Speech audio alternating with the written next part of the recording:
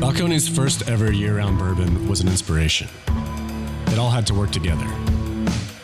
A blend of carefully selected ingredients, Texas-sized pot stills, and creative people determined to find the absolute best way to usher a new whiskey along.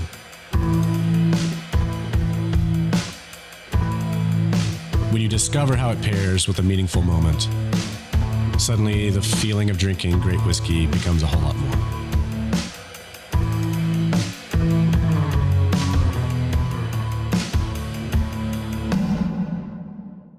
Hey everybody, welcome to this week's episode of Whiskey Neat, spirited conversations with interesting people. I am your host, Kristopher Hart, and yes, there's quite a few glasses on the table, quite a few bottles on the table. I had with me today, well, I'll give him the formal intro in a minute, I think he'll appreciate it. So I sit down with a pretty well-known, legendary name in the Houston bar scene. We had a great time. Houston area restaurants are opening in waves this week, and to speak on that issue, which brings me to my guest. My guest today is world-renowned sommelier veteran, Hugo Ortega's right-hand man, and known by all who fear him as El Vino Luchadore, which roughly translated means he who farts at grapes. Sean Beck, welcome to the show. He's off camera. Sean Beck is a legend in the Houston bar scene, and he is just couldn't be a nicer guy.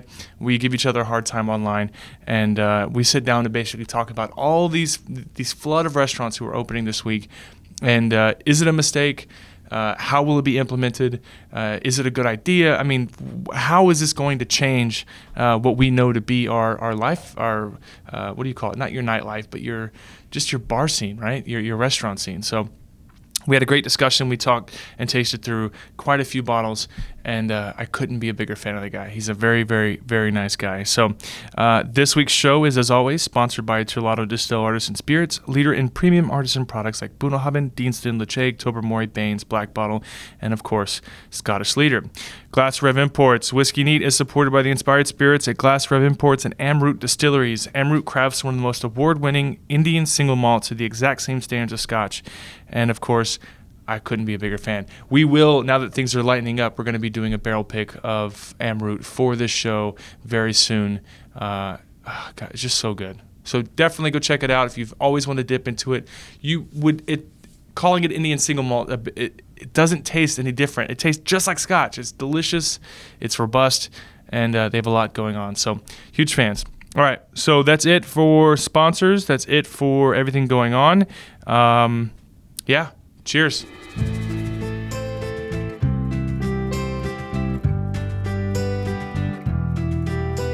What do you want to start with? I brought a little scotch. I don't know if you ever had Wade Woodard's Knob Creek Party Never Ends pick, which is fantastic. I never have actually had. I don't think I've ever had a single Wade pick. So we can first of all, thanks for coming. My pleasure. Sean Beck, I've got a unique intro I plan to say about you. I hope our guests like it.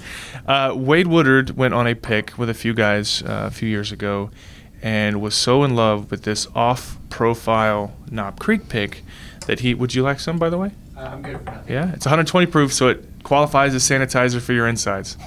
You know, everyone thought Trump was full of shit for the disinfectant thing, but he was just talking about the wrong he was just talking about bourbon. disinfection. He was just talking about 120 proof bourbon. So he was so in love with it that he did everything he could to bring it to Houston, and ended up finding people to all commit to a couple cases here and there, and they brought it to Houston. The most off-profile Knob Creek pick we've ever had, and it's got kind of a dusty note to it. Reminds me of those old Beam bottles. You know that glue flavor you get from like 80s Beam? Oh, wow. I'm really curious, Absolutely too. Brilliant. If you go on a Wade trip, is there like a rider with these set of rules that you must adhere to? I'll answer that question. Can you hear it good on the mic? Yeah. So I did go on a trip with Alan Richards and Wade to Waco to pick a couple of 3 barrels of Rumble Cask Reserve. Wade passed out in just the right way that his seatbelt, he just looked like a goober.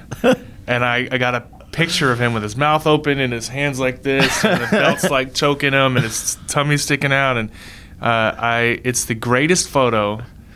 It brought me joy, right?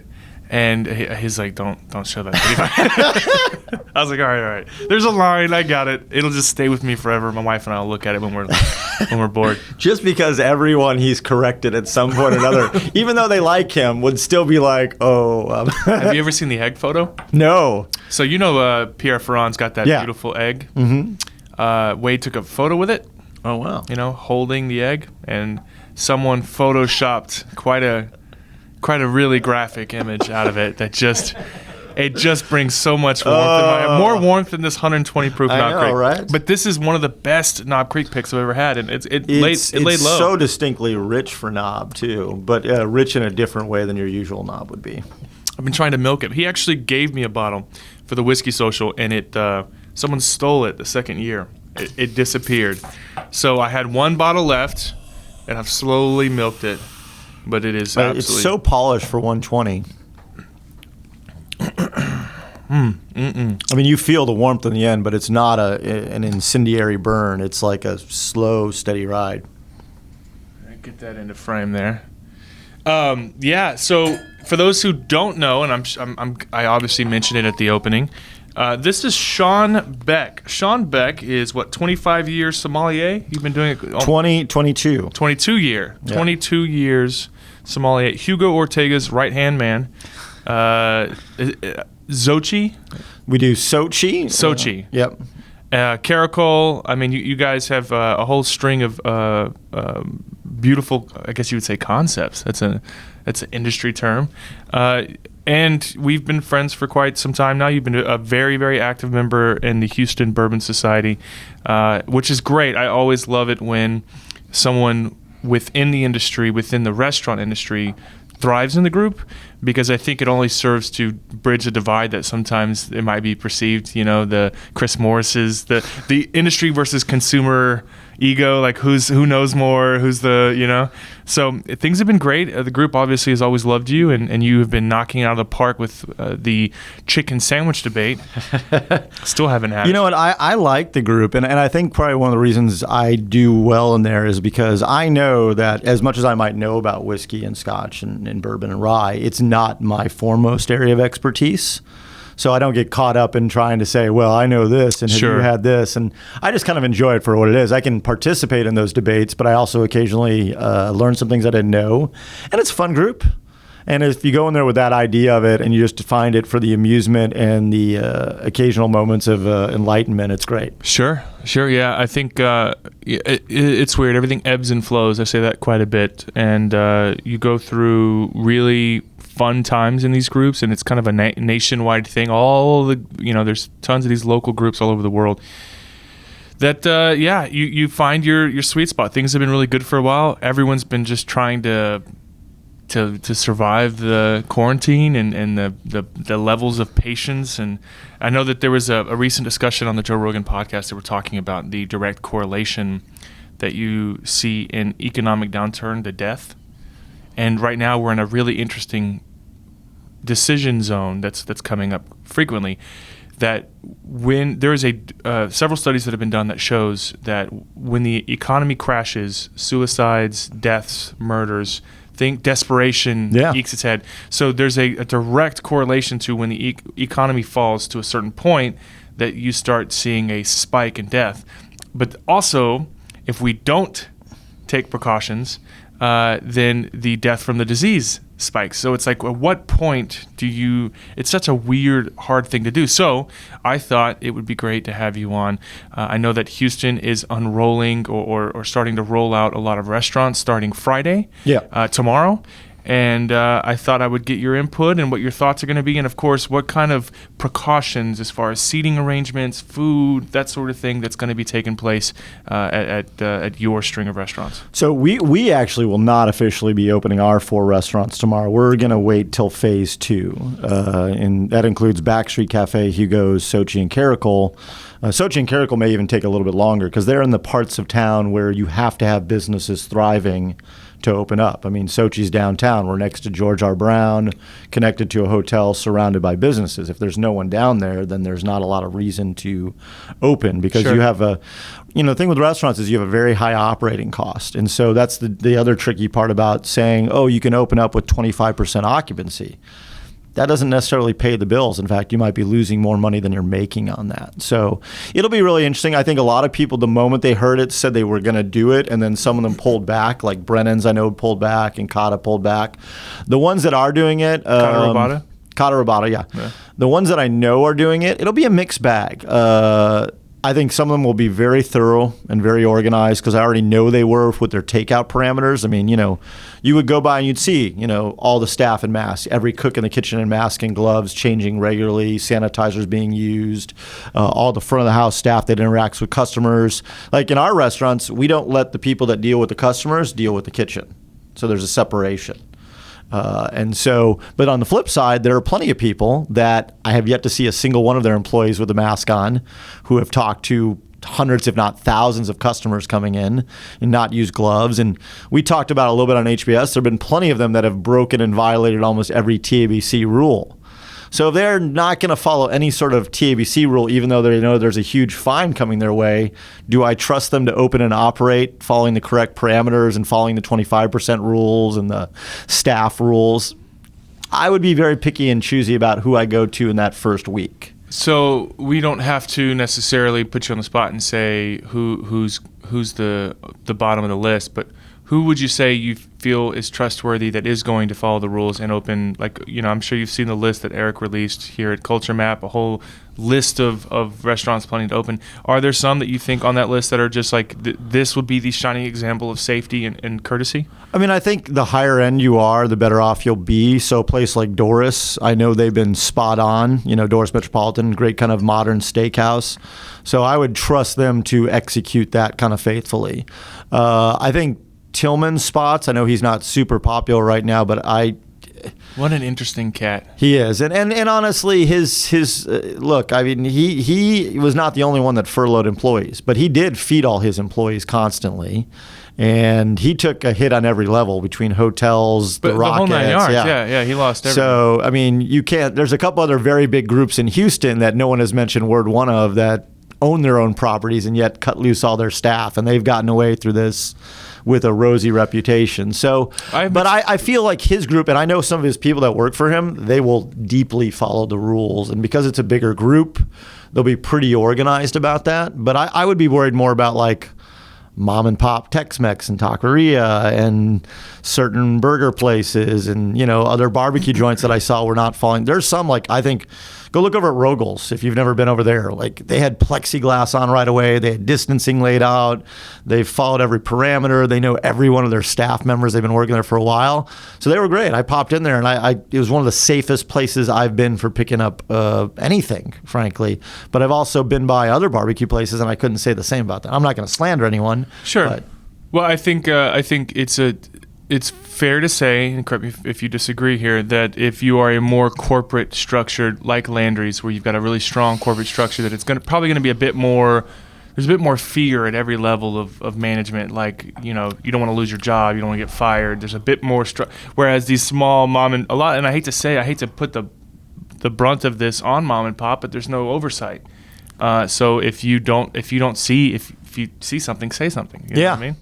I mean, and it's a tenuous wine that I walk, and you've seen me. I said I am pretty fun and interactive, especially on the topic of bourbon. But if it suddenly turns to tequila and people start acting like experts, I'll turn into that guy. Oh yeah, a little bit. I've seen the ugly side of you. Well, just because I'm like, I don't mind if you have an opinion on tequila, but if you start telling other people this is the only way to feel and nothing, then that'll get me a little bit angry. But I would say it's the same thing with restaurants. I mean, there are plenty of people I've seen online saying, "Oh, go support this local halal guy," and I'm like, well, that's not really a local entity. I'm not saying there's anything wrong with halal guys, or Torchy's, but just because they happen to be in your neighborhood, well, Torchy's is garbage. We can just say that.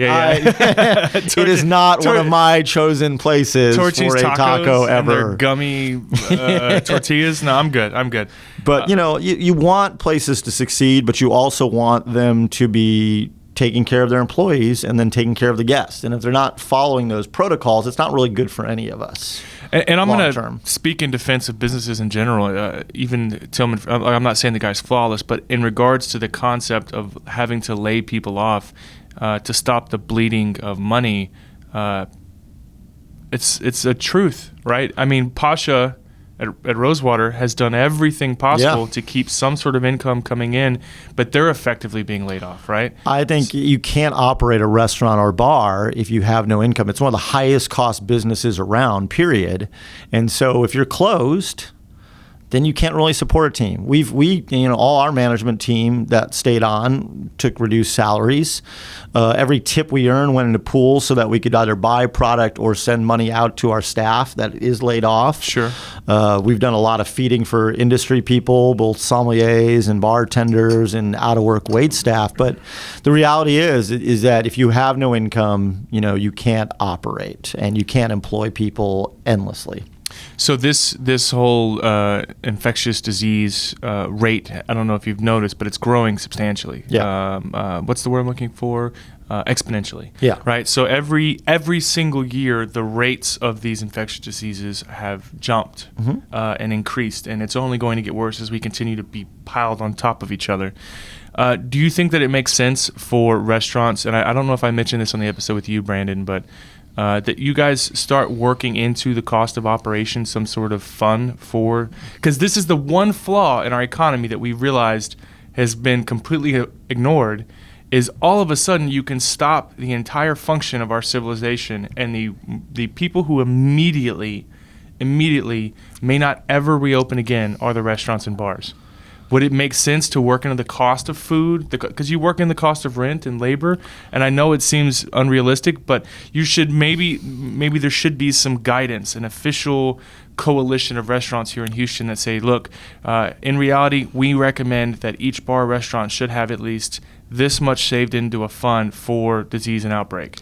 You should have savings, and a lot of restaurants don't, and bars don't operate that way. Right. Every dollar that comes in gets put out, right? High taxes, buying product, all that. I mean, some of them got crazy with the amount of inventory they sit on and other things. And so, in a dream world, they would do that. I mean, I think it's unfortunate we jumped to bail out the airlines. We jumped to bail out like cruise ships. We jumped to bail out these corporations that have been killing it. But the largest employer in the U.S. is independent restaurants. And so we haven't really jumped in to help them. And even if you say the PPP fund, that is like a loan. Poorly executed. It's a loan. Yes, a 1% loan, but it's not a 1% loan that gets forgiven, and that's a lot. And when we say that restaurants in a good year, average restaurant makes 5 to 7% profit, if you've got a huge 1% loan hanging over your head, in addition to all the other things you have to pay, it's not really sustainable. So I do think we'll see a change in the restaurant model. I don't know what that change will be yet because we don't know what's going to happen going forward. But you're going to have to get a lot smarter. I mean, that's always been the case with restaurants. But hey, now it looks like we might continue in the state of Texas being able to sell alcohol to go, which benefits a lot of us. Let's talk about that too. Yeah. So give me the. I mean, I know I had Frank Fernandez on a little while back, actually from Makers, but. I've always loved El Tesoro. I've always been a big fan of the Beam guys. Give me the 30-second pitch. So it is the most traditional of houses. So you are in a single area. They're growing their own agave. His soil is super iron rich, which means the agave develops more natural flavor, more natural sugar levels. And because he's got a guy who's been harvesting this agave for him for 40 years, you're harvesting the best agave. Once they do that, they do everything right. Slow cooked in stone oven for 3 days. Ground by Tahone, which very few people are still doing. He's using cork as well, right? Yeah. The corks are Tahone. Mm-hmm. Using the native yeast, which is like he's been building this yeast culture in his distillery for years. And then add to that, he's got 3 stills that he uses to make it. One was built by his grandfather, one built by his father, and one built by him. So we're talking about a product that's as artisan as you get. They make 5,000 cases a year. Yeah, I mean, it might go slowly more than that, but for most years it's been around 5,000. That's what Patron knocks out in like less than a week, right? And they're microwaving their agave. They're buying it from all over the place. Not to say Roca's not good, but I mean, the big houses are knocking out like a lot of that stuff in a very short period of time. Well, let's do it. Let's give me a little taste of it. So this is a single barrel I picked, yes. So this was one I picked out last May. I picked out 2 barrels at the same time, me and Carlos, the owner. God, I love a good agave. And when I go down there to pick out a single barrel Reposado, I'm just trying to get something. I think the regular Reposado is phenomenal, but I'm looking for something that has a really unique aromatic flavor profile. And this one had this wonderful mix of like stone fruit and white flower and really classic agave notes. And then on the finish, it starts kind of turning leathery and a little bit richer and smokier. And it's just an incredibly smooth drink. I hate that word. Smooth? Yeah. Soft drink, supple drink. I feel like soft is so much more descriptive. Smooth, I think, is a bit of a misnomer or a misunderstanding from the average consumer, in which they think, oh, if it doesn't burn as much, then it must be smooth or a better product. But in reality, we know that a little bump in proof in a raw product can really bring out the mouthfeel and the oils. And so I like the word soft better. Because I'll do a little video on the Sassenach I tried this week. It finally came in. Ooh, nice. It's 46%, which is an example or a bump in proof that means that, it's less profitable to do anything more than 80 proof is less profitable. But it's got it drinks a little hotter than you'd think, right? So the perception for some ignorantly would be that, oh, it's not smooth, there's something wrong with it. But anytime you go up in proof, you're going to have a bit more zest, a bit more life, a bit more mouthfeel. So I will say this is extremely soft. The aroma on this is insane. I love that white peppery agave. To me, when you get agave, it should smell like agave, which means it should have like a plant, earthy, earth, aloe to fresh jalapeno to cascabel pepper. Racist? Something in that. To something. No, but agave does have like that capsaicin kind of smell. Sure, and you sometimes get jalapeno on it in a good way, like a clean, natural way. And I'm talking about the jalapenos down there, not the mass-produced ones we see in the grocery store that are just like jarringly pepper. And when I say smooth, to me, smooth is the idea of like it's really in alignment, like the nose and the texture and the weight are all coming together on that. I don't mind if it finishes big. In fact, like Wade's pick had that huge finish on that. Huge finish. And yet it was still smooth because it was this wonderful ride that just kind of built up to that. It wasn't, if something was not smooth, that heat that we talk about would almost be jarring. Like it would throw you like a hard curve, like you were being bumped in a car and being slammed up against the side of it. A bit aggressive, yeah. And I use that word a lot too. When a spirit is aggressive, you have stuff that's real hot and real just over. It's a real weird balance of trying to understand what you're drinking and what you're tasting. A big fan of the show, I would say. I talk with him quite often. A guy named Alex. He only wants the single barrel cask strength. He doesn't want anything that's been cut. He'd rather add his own water, and I can't fault him for that. That doesn't mean there's not delicious, great products out there at a lower proof, and there are. I mean, I'm looking at several of them. I think you also cut your teeth on stuff. If you get used to drinking things a certain way, like with spice, if you're used to putting sriracha on everything, then regular stuff will start tasting bland to you. Sure. So yeah, and I hate to, and I'm not passing judgment on you, Alex. I will say that a little bit. I notice a bit of your journey in spirits. A lot of, and I've talked about this a lot. You start off drinking mixed with Coke, then you start off drinking with ice, then you go to a few drops of water, then you start seeing an increase in proof, and then you get used to drinking at cask strength. That's all you love is cask strength single barrels, and then you'll revisit something that's 45%, 90 proof, and all of a sudden you're like, oh wow, I don't remember it being this good. And that's part. So what I'm saying is I see you at your journey here, and that's not to say you're not an expert, because you're a very, very smart guy.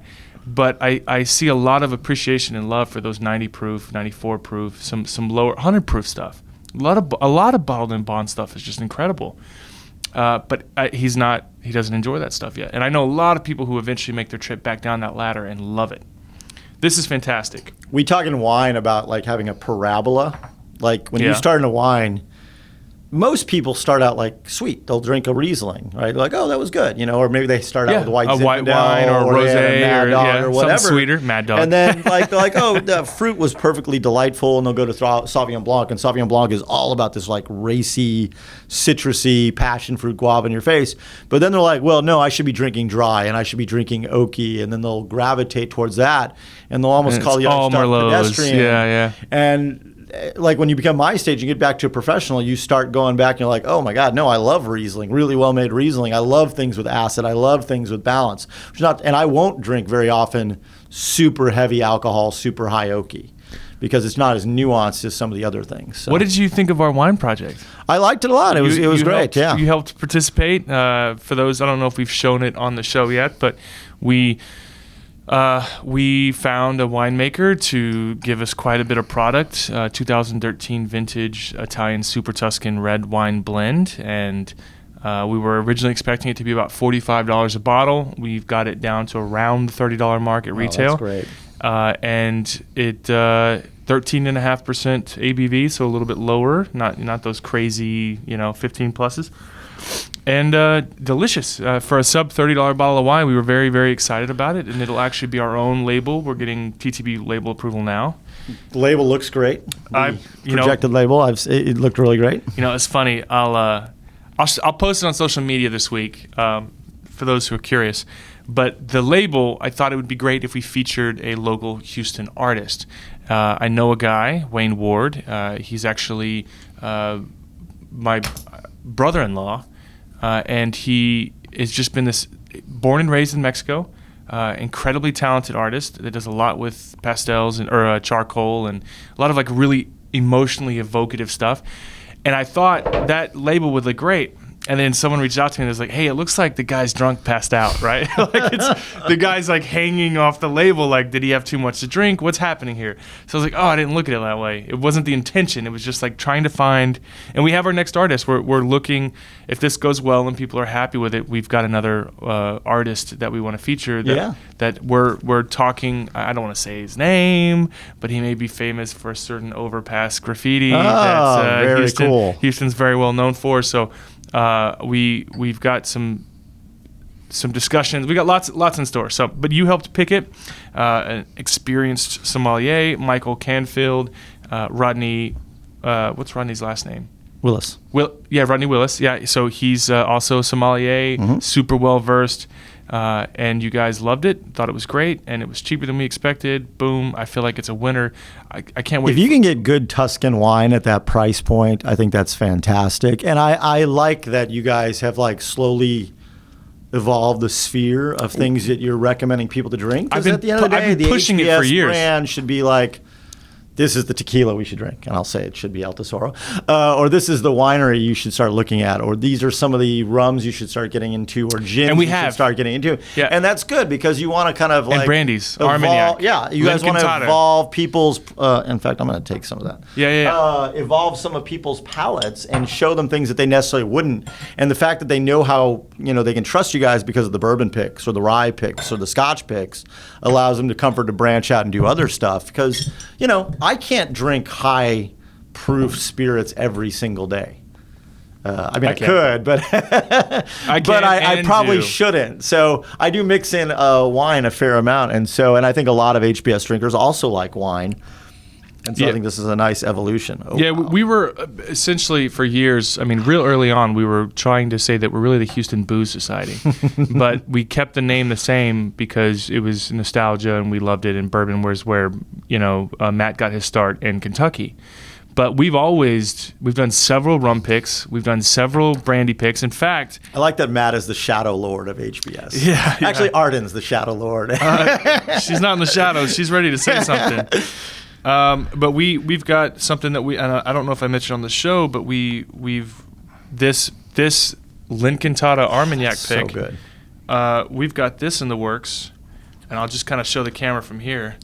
If you can see that, we've got our own Houston Bourbon Society statewide release available to everybody. Nice. But we listen. If it's been time in a barrel and it's delicious, I want to talk about it. I want to drink it. You know what I love about this bottle? And everyone, once they kill this bottle, which they should kill this bottle pretty quickly because it's delicious. It's delicious, yeah. You save these bottles with these glass closures. So this was introduced into wine about 20 years ago. It's a glass closure with a wax seal around it. And I was actually in Austria for an Austrian wine festival. This was around 2002. So I was very young at the time. I was, early 20s. And it's being held at the former palace in Vienna. So they're having a room where they're having a lecture on closures of wine and talking screw tops and corkscrews. And you're in a palace. You've got 6 great winemakers talking about this is the future. And there are F-bombs being thrown from the audience by members of the cork industry. So frustrated. Yeah, like, this is effing left and right. And it was so funny because the venue you're at in no way, shape, or form makes you think that, oh, this is the place I want to hear F-bombs at. But there's a winery called Hirsch that was one of the first to introduce this. And I always keep these bottles because if you don't finish something, you can pour the leftovers into that bottle and you won't let air into it. Sure. So it's a great bottle to keep around. There's this... It's similar to what I don't know if you've seen the AMC Universal Studios fight right now. Because of Corona, they were forced to essentially release Trolls 2 to home audiences only. Yeah. And it was an overwhelming moneymaker to the point that Universal, and I could be wrong here, but my understanding of this is that Universal basically realized, we could make more money for these ones we know are going to be blockbusters. We can make more money by releasing it on both platforms versus just in the theater. And AMC was like, all right, because of that, we are now no longer showing any of your movies. And so the next, Fast and Furious, or the next, all these big blockbuster films, these popcorn movies, are kind of in a hot spot right now because of the whole thing. Also, it is a fine line keeping both of your partners happy. Keeping everybody happy, yeah. Alex, by the way, I don't know how you feel about brandy, but the Armagnac, cask strength single barrel Armagnac, and now it's a little lower, 48%, but you can get some cask strength brandies in that lower 80 proof range. That color is so gorgeous on that too.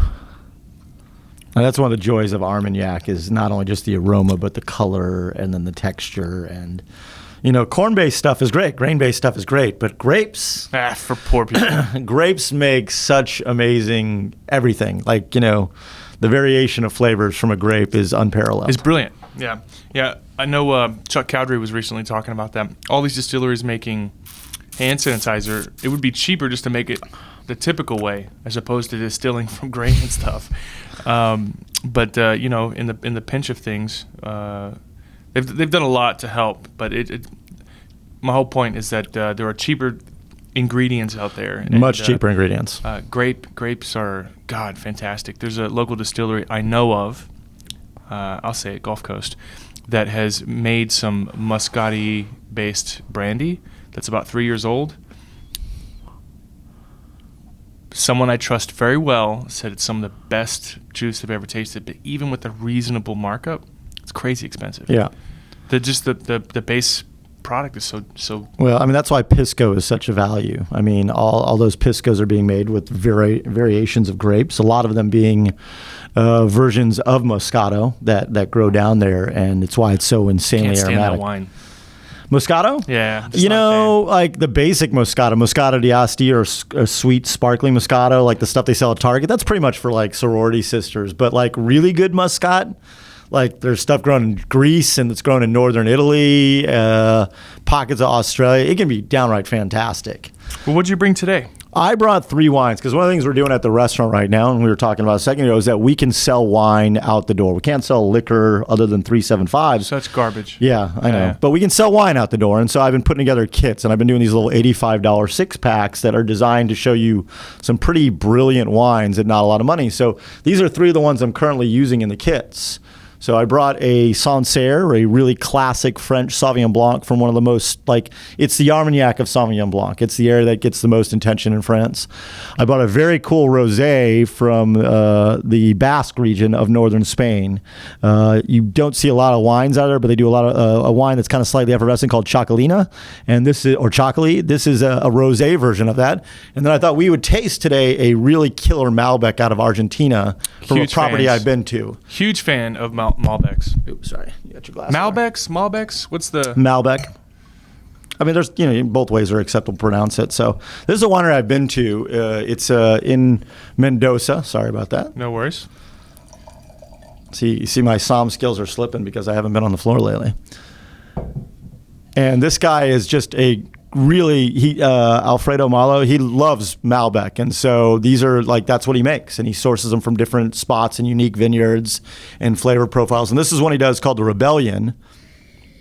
And it's a little bit spicier, a little bit more peppery. It's a little bit leaner than your average Malbec. It's not a light wine, but we're under 14% alcohol. Sure. And so you get a little bit more of the floral and spice components of the Malbec instead of that thick, figgy, thick fruit that some of the Malbecs get.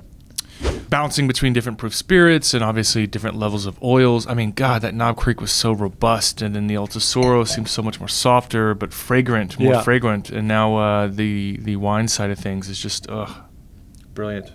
It's the best thing to do at 10 a.m. Just drink, especially during quarantine, right? The best. Interesting. Yeah. Well, it's. I know that in particular, liquor stores are thriving right now. Yeah. But they're one side of their business, especially Class Bs, one side of their business is completely stopped. And that is, of course, liquor stores ordering, or not liquor stores, but bars and restaurants ordering product. It's really interesting. I know, like, Ashley Toole, a lot of R&DC people were laid off recently, that section of the business. Southern Glaziers. Southern Glaziers, right. I mean, but there's both, R&DC and Southern Glaziers. All the distributors have all kind of had to, and it's bizarre and brutal, and I know it'll eventually rebound because there's no way, can you imagine the American culture without restaurants? No. It's just not going to happen. I mean, it'll be a shift, but no, they won't go away. And, you could make the argument there was probably too many of them. I mean, I get annoyed because, like, people don't want to leave their neighborhood. And so they'll literally put the same concept in 20 neighborhoods around Houston. And I'm like, well, then why did you live in that neighborhood if it's as ubiquitous as any other neighborhood? Sure. Like, why do you... a cheaper neighborhood. Yeah. I mean, Snooze is a millennial version of Denny's. It's like, what is that the greatest thing since sliced bread? Did you just put someone on blast right now?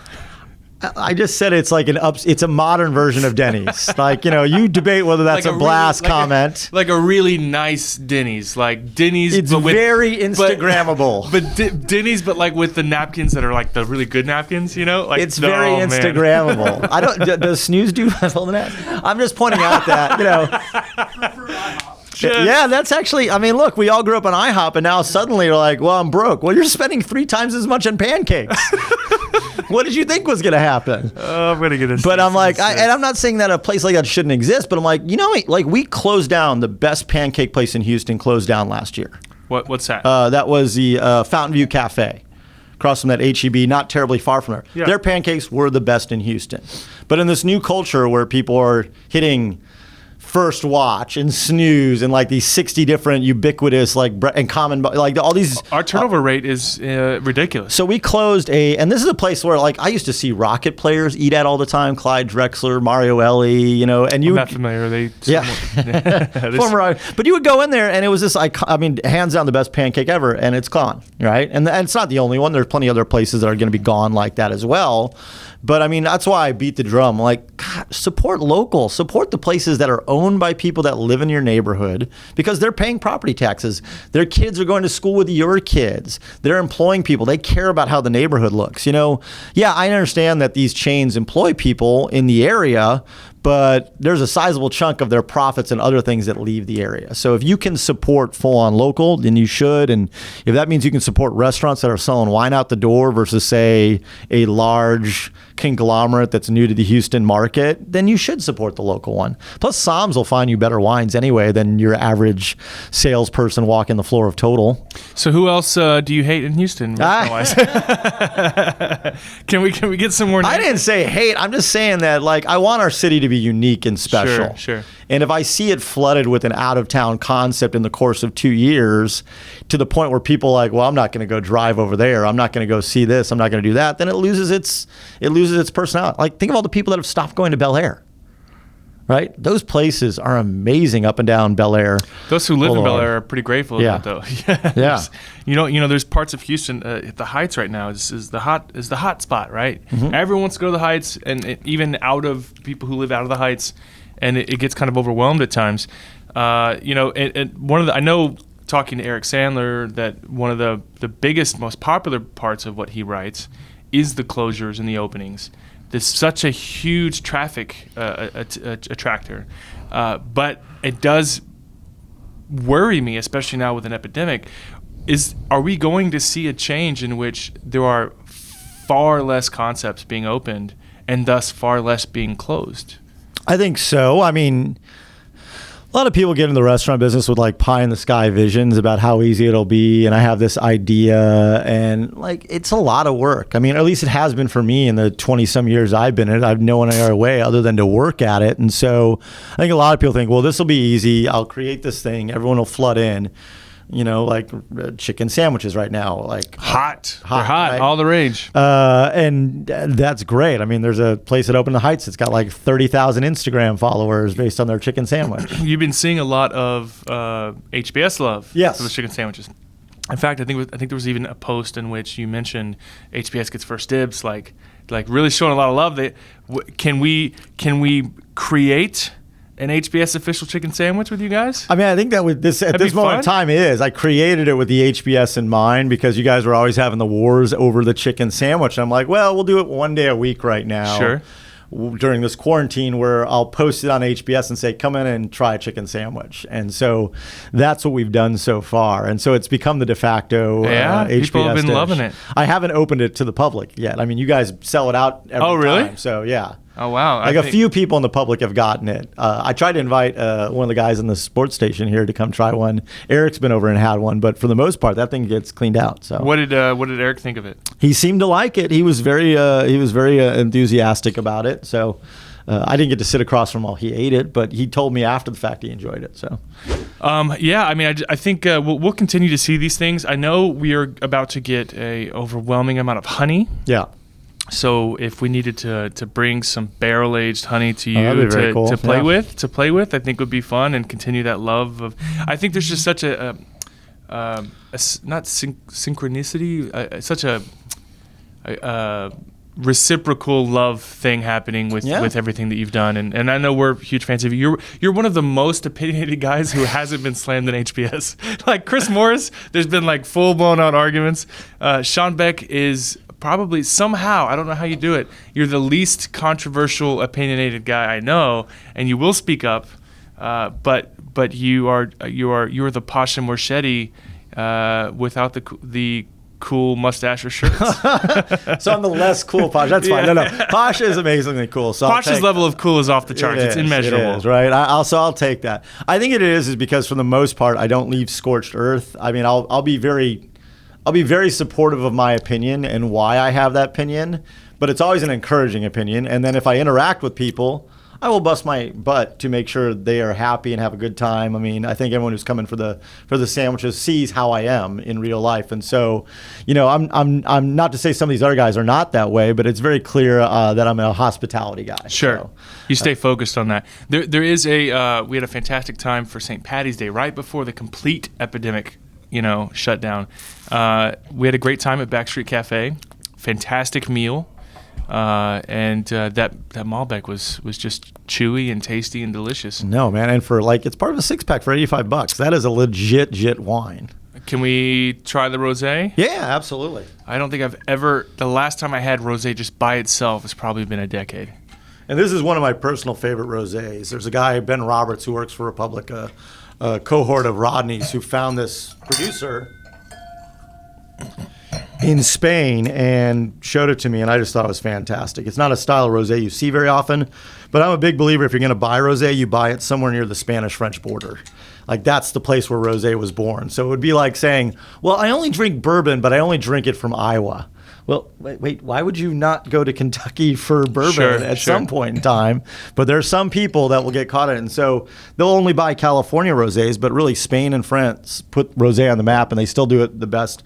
And you can see it's got that tiny bit of effervescence to it. Sure. It's not sparkling though, but it's fizzy, very gentle fizz. And it goes down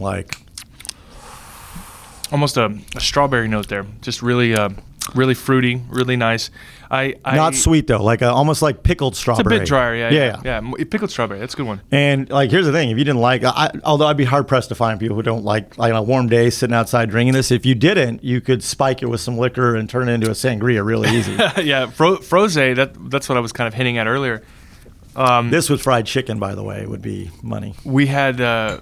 I'm a huge fan of frosés. Morgan Weber introduced them to me. They do a fantastic version. Oh God, it's so good. So the last couple of bottles of rosé I had went into a frosé batch with vodka. God forgive me, but You put it in the old ice cream maker?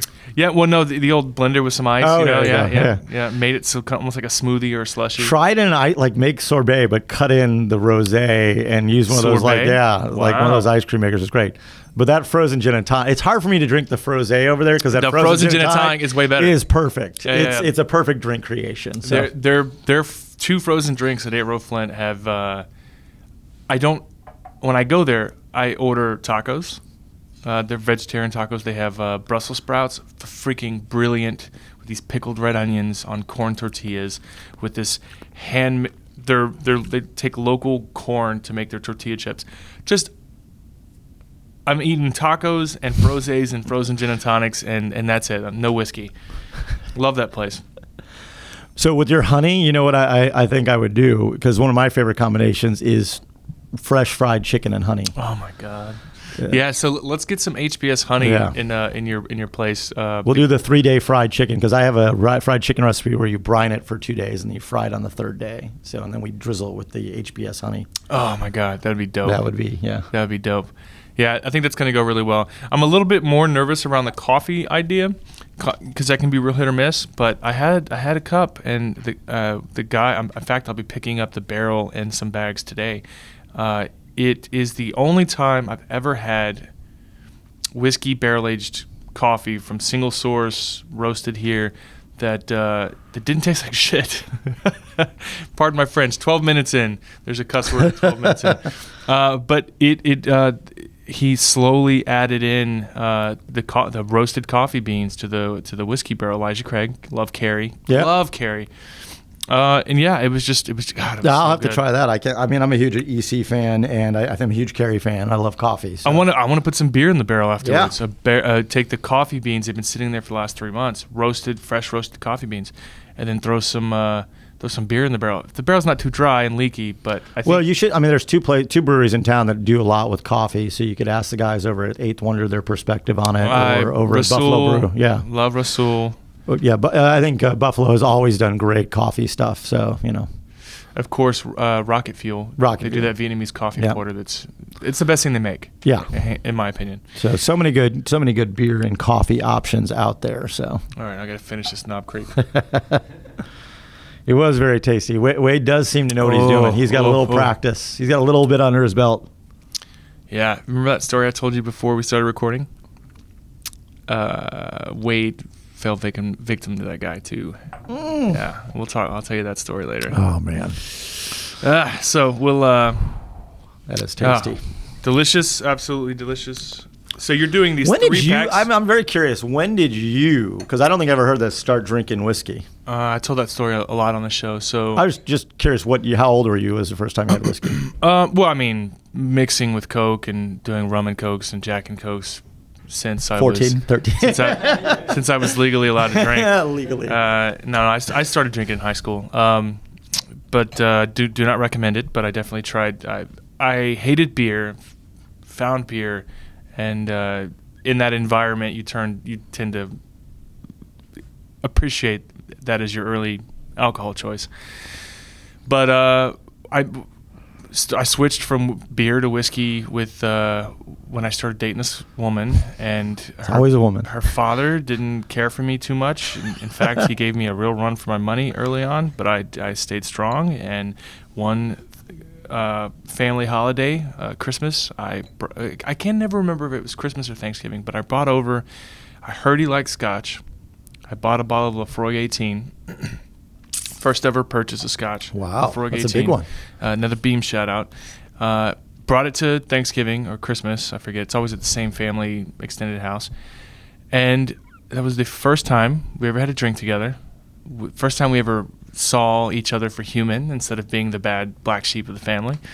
And I married her. Nice. That's my wife. There you go. Look at that. 14 years later, my father... You got permission through PD Scotch. My father-in-law loves me. I think I may easily be his favorite of all the in-laws. You are of all the sons, that married his 5 daughters. But yeah, that's how I got into it. And then what a wonderful flock of daughters, right? Oh, they're fantastic. I mean, Spring's okay. No, she's got a delightful personality. Spring's fantastic. It's been a very fun decade. 14 years this year. Wow. You've got some kids. How long have you guys been together? I have a daughter. She just turned 8, so we had to figure out a way to do her birthday in quarantine. Oh, she missed the whole thing. Yeah, we still made it happen. That was fun. She got to go bike ride. I had like a social distance water balloon fight and all that jazz. So just throw it from each other across the room. Yeah. That's the benefit of driveways, right? Water and those amazing water balloon kits now where you just took them up to the hose. And it feels like 20 at once. Oh my God, that's Peter Pan. Whoever created that, that's the boy that never grew up. It's like, hey, I'm going to save you all this work, and you can fill up 400 water balloons in like 2 minutes. Oh, this has been fun. We've got tequila, we've got wine, we've gone through a little bit of everything. I've got a little Bunnahabhain. I don't know if you're a fan. Are you a fan of single malt scotch? Oh yeah.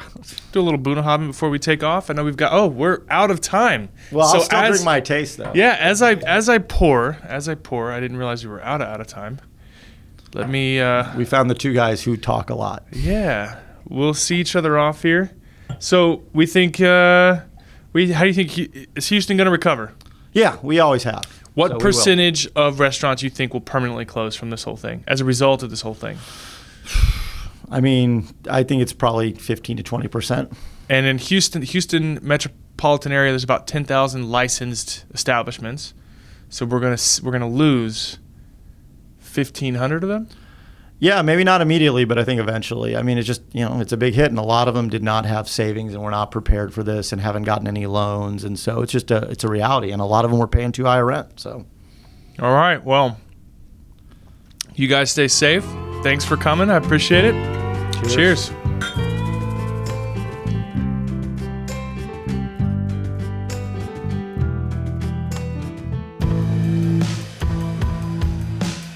Balcones' first ever year-round bourbon was an inspiration.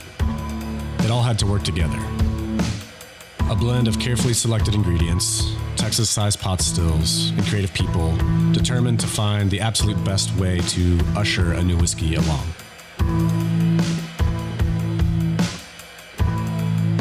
When you discover how it pairs with a meaningful moment, suddenly the feeling of drinking great whiskey becomes a whole lot more.